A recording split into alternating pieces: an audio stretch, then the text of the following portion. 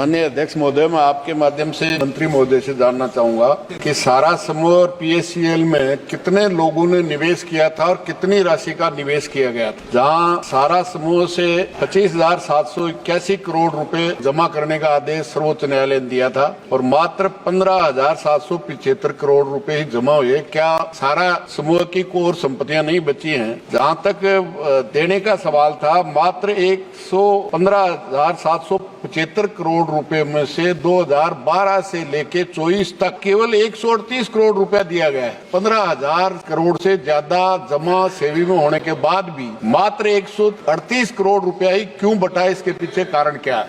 मैं सदन को अवगत करना चाहता हूं कि मोदी जी की सरकार, हमारे गृह मंत्री और हमारे कोऑपरेटिव मंत्रालय के अमित शाह जी को मैं बहुत बहुत धन्यवाद दूंगा कि सरकार की जो गरीबों की चिंता है उसको ध्यान में रख करके सरकार खुद अदालत जा करके अपील किया कि जो हमारे सहारा ग्रुप का 15,775 करोड़ रुपया जमा हुआ है उसमें मात्र 138 करोड़ रुपया ही केवल निस्तारित हुआ है। और ये बड़ी संख्या में जो एप्लीकेशंस आ रहे हैं उससे ये लगता है कि सिस्टम ठीक है, लेकिन उसके बाद भी 4 टोल फ्री नंबर रखे गए हैं ताकि कहीं ना कहीं जिसको दिक्कत हो, जिसको कोई सुविधा होती हो वो दे। इसलिए सरकार की मंशा है कि ज्यादा से ज्यादा गरीबों का पैसा उनको वापस कराया जाए। महोदय, मैंने तो 0.8% पूछा था कि सारा और पीएससीएल में कितने लोगों ने निवेश किया था और कितनी राशि का किया था। मंत्री जी अध्यक्ष सरकार को धन्यवाद दे रहे हैं, मैं धन्यवाद के लिए नहीं, प्रश्न मैंने पूछा कितने राशि निवेश की और कितने लोगों ने दोनों कंपनियों में की थी। सवाल ये पूछा, इसका उत्तर नहीं दे रहे मंत्री महोदय।